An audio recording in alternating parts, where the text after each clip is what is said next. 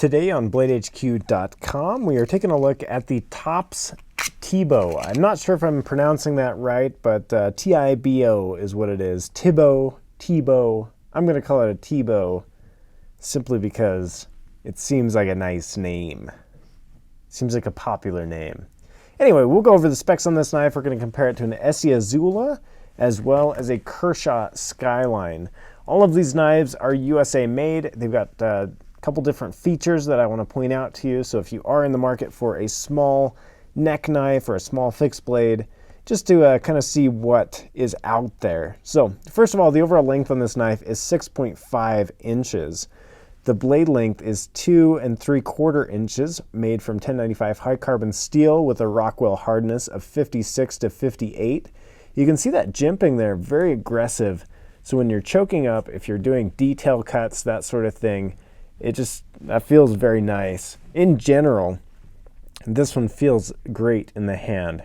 I mean, it is a skeleton frame, which I think skeleton frames in general are not excellent as far as getting them to feel nice. This edge isn't beveled at all. It is a right angle right there. But as far as a skeletonized fixed blade, this one feels really good. It's got a nice little curve, just a gentle curve that feels nice in my hand.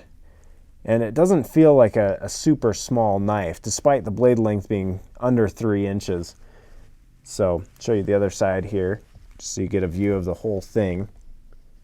And that same aggressive jimping is right there in that index groove, index finger choil, if you will.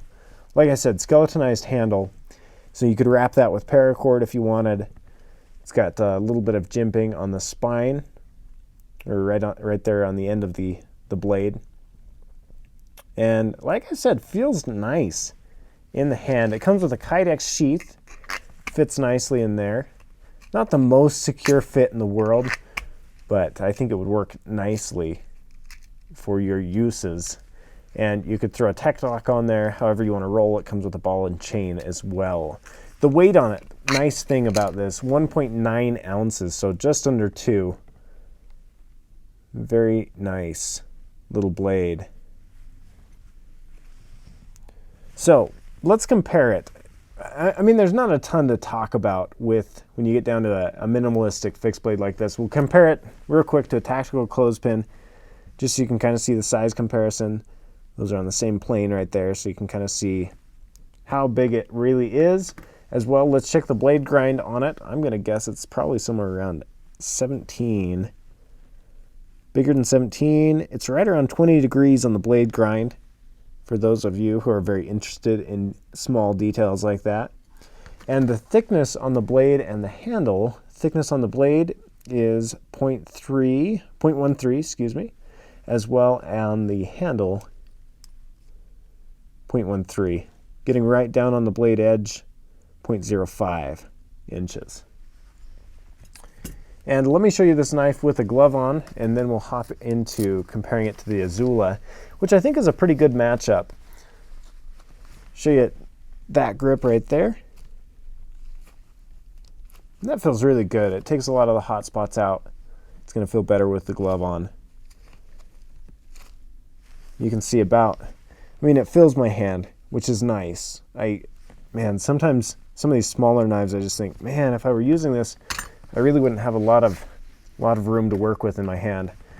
So this knife runs for $48.95, 1095 high carbon steel, which is rust prone, but it's easy to sharpen and it's going to hold an edge well. So just kind of trade-offs there. But this is basically, I would call it a first cousin to the Azula. So let's take a look at them.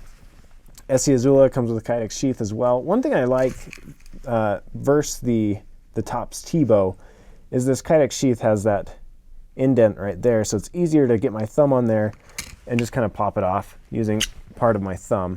Not a big deal, just one of those things that you notice. So the Tebow versus the Azula just slightly shorter, 6.25 inches versus the Tebow coming in at 6.5. You can see those are exactly in the same spot. The Azula has much less jimping and less aggressive jimping. I almost feel like this TOPS knife, they took an Azula and they said, this is a good knife, what can we do to make it better?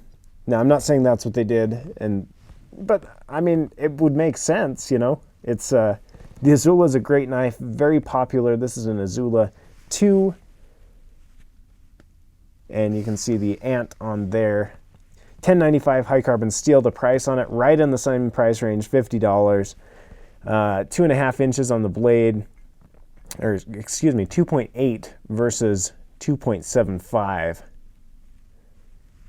So very nice blades, both of them. It's a matter of what are you looking for. Let me show you both of them right on top of each other.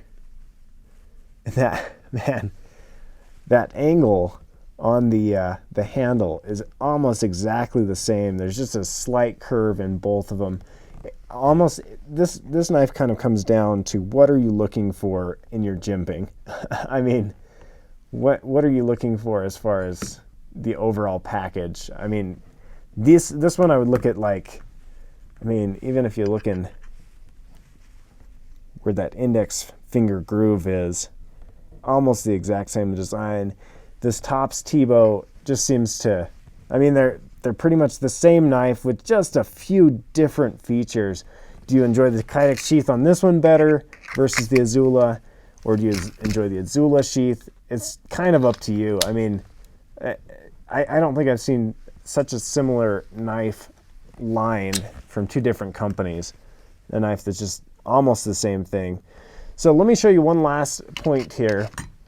I pulled off a Kershaw Skyline. There's been a lot of not excitement, a lackluster excitement, if you will, regarding the sheath. You have to make your own Kydex sheath for this one, or go buy one. We saw them on Blade HQ as well. But a lot of people don't love that sheath, and I can understand completely why that's the case. Let me just adjust my microphone here. It's kind of gotten out of place. All right, we're back. All right, so overall length on this one is 7.3 inches, so a little bit longer, just slightly longer on this one. Same USA made as far as that goes. You can kind of see them side by side. The G10 handle on this one, full tang, not skeletonized. The Sandvik, what is it, 14 C28N is, I mean, it's not the greatest either. I think we're working with two steels that are good steels, but we're not talking about the greatest steels out there. They're good for what they do.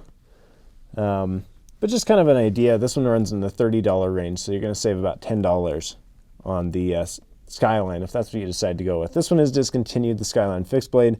We've got a few more in stock at Blade HQ, but kind of give you an idea of just different options that are out there. This one weighs 2.8 ounces versus 1.9, so if you're an ultralight backpacker, just kind of consider and weigh your options, what you're getting, and that sort of thing. Blade profile, that Skyline is a little longer and not as much girth to it. I mean, if you look at the Azula, golly, these things are just made, I mean, they're like first cousins or something. You can see that blade profile is almost exactly the same from the Azula to the Tebow. Hope I'm pronouncing that right. Tebow. I didn't see an explanation of why it was called a Tebow or a Tebow. I'm calling it a Tebow. So, no famous football players were harmed in the making of this knife, I'm sure. Anyway, I think that's about it on this knife. If you have any questions on it and you're watching on YouTube, feel free to leave them in the comments section. If you have personal experience with this knife and you'd like to tell us about it, feel free to leave it in the comments section. And soon enough, we will have user-generated reviews on Blade HQ, so feel free to leave them there as well. Thank you for watching, guys. If you are watching on YouTube, be sure to subscribe and be sure to buy this knife on bladehq.com.